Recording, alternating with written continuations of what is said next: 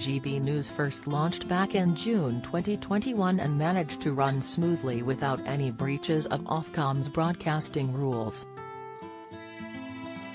However, Mark Steyn resigned from the broadcasting company after suffering 2 heart attacks and breaching the broadcast code. Ofcom has since released their full findings into the investigation and claimed they found Mark Steyn's comments materially misleading. The breach initially came from an episode of the Mark Steyn program which aired on April 21, 2022. Mark resigned from the show shortly after and released a statement which said, "I remember we had a little Ofcom back and forth about 10 minutes before I went on air a couple of months back. And my final words about the so-called compliance officer, he was Ofcom's BH. Well, Ofcom's BH has managed to have his revenge now. This is the final point I'll make on this, to the extent that the presenter and the US producers do not incorporate Ofcom regulatory input into an edition of the program, this shall be considered a material breach of this agreement. So the whole thing is, I suppose I'm on the hook there for Ofcom fines. This is an important point. I don't have any say in our defense against an Ofcom complaint, that is all done by GB News."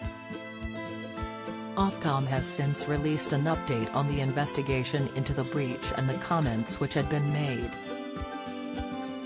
In a statement, they said, "We have been consistently clear that, under our rules, broadcasters are free to transmit programs which may be considered controversial and challenging, or which question statistics or other evidence produced by governments or other official sources.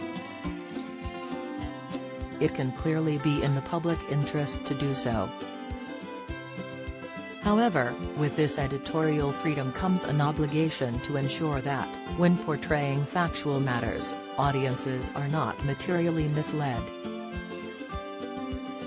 The statement continued, "In this case, our investigation found that an episode of the Mark Steyn program fell short of these standards. Not because it exercised its editorial freedom to challenge mainstream narratives around COVID-19 vaccination, but because, in doing so, it presented a materially misleading interpretation of official data without sufficient challenge or counterweight, risking harm to viewers." They outline the program incorrectly claimed official UXA data provided definitive evidence of a causal link between receiving a third COVID-19 vaccine and higher infection, hospitalization and death rates.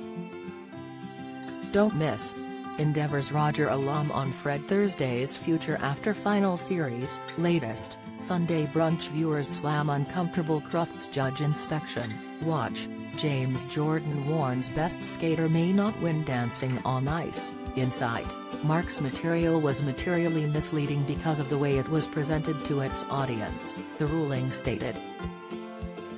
The way the data was presented to viewers during the program did not take account of the significant differences in age or health of people in the vaccinated and unvaccinated groups studied.